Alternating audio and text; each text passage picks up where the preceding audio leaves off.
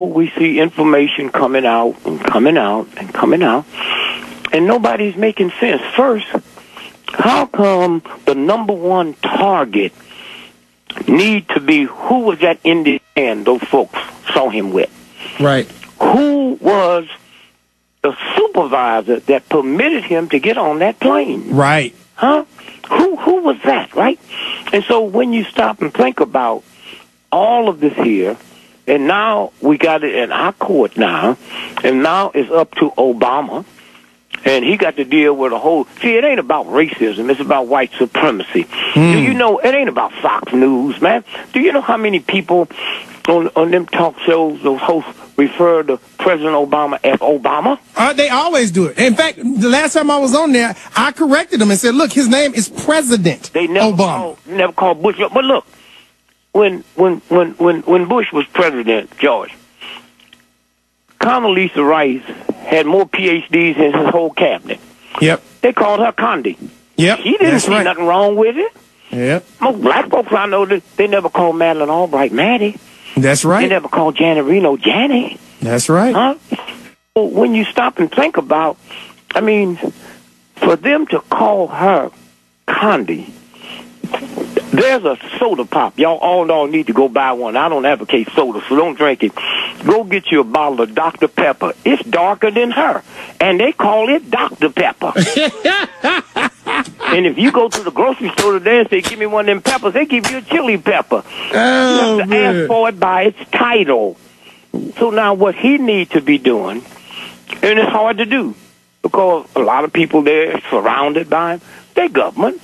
It's a game they play, huh? Right. I remember looking at Tim Russell. Now, you're going to have to help me with this.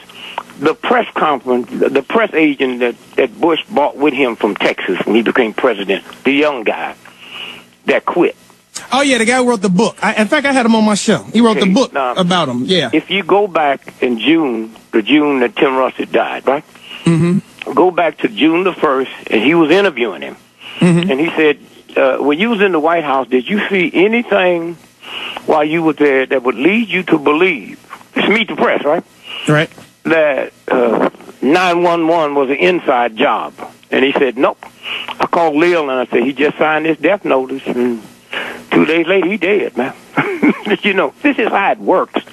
But the American people, this is such a filthy, outrageous, silly country. You do anything you want to do as long as you're doing it to poor folks.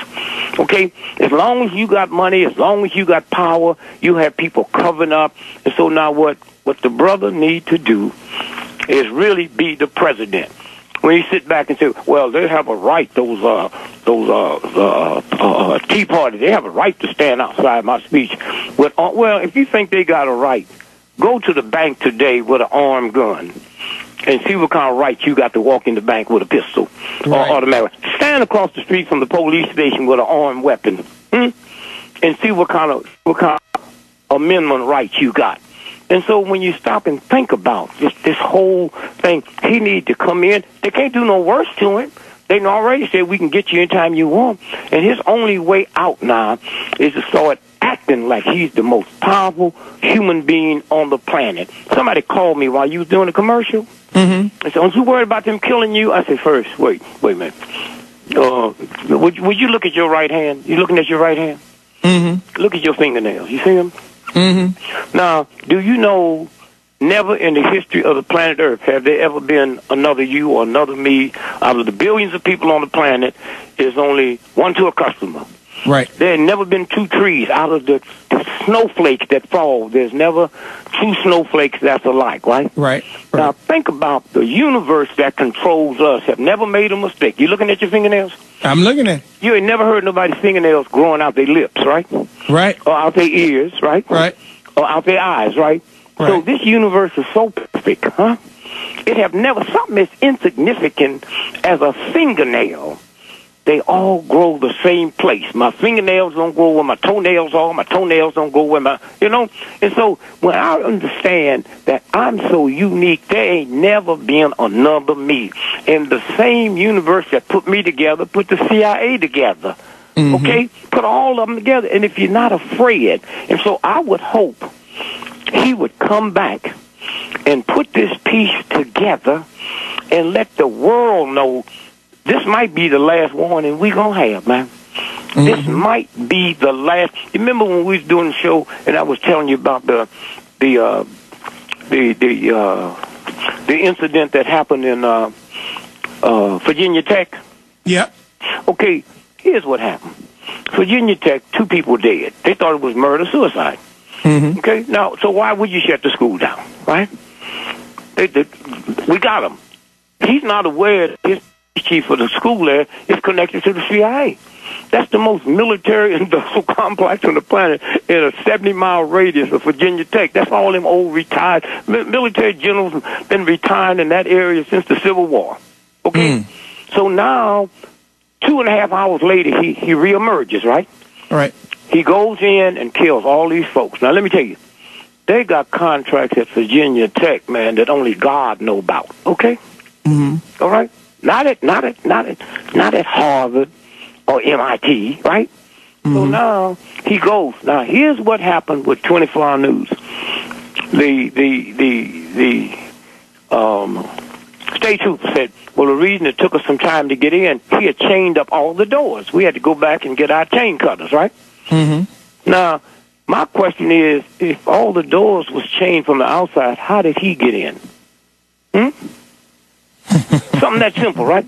Now, you need to text this because you might have missed it. 2 weeks ago, Washington Post, New York Times, they found out that it was people in the high echelon of that school that was warning their friends and loved ones and people they were supposed to meet with not to come to that campus that day. What? Did you know? I'm telling you, you can text that. It was in the Washington Post. It was on the Sun about 3 weeks ago, okay?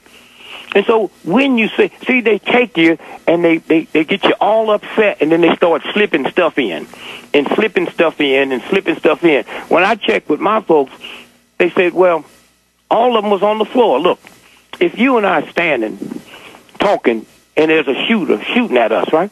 Right. We run the other way, right? Right. What would make us hit the floor? There's 2 shooters, one shooting the front, one shooting the back. And when they looked at the bullet angles, they was all pointed as though we was laying on the floor and somebody's over shooting down. It had to be some professor in there, somebody they had to take out, and that's how they do it. But good America. The other thing I told the brother, I ain't worried about them killing me. I owe white folk too much money. You understand? See, my Neiman Marcus folks, I owe them. They supersede the CIA. Are you serious, man? My wife called me and said, we 2 payments behind. I said, what? Don't worry about it, I already got the stuff. You understand?